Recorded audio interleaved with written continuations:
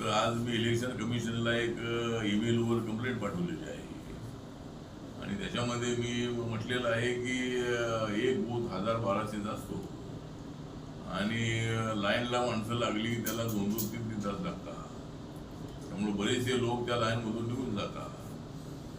तर इलेक्शन कमिशनने थोडं पुढच्या निवडणुकीमध्ये बूथची संख्या जी आहे ती वाढवावी आणि एक बूथ 500-600चा करावा, जेणेकरून लोकांना त्यांना उपयोग करता येऊ शकेल.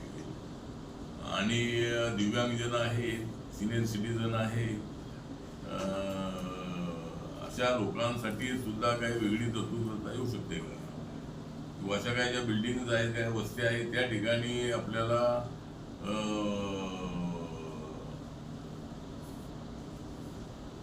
जे बूथ आहे आपलं सेंटर जे आहे ते सेंटर त्या ठिकाणी ठेवता शकेल का, याचाही विचार इलेक्शन कमिशनने करावा.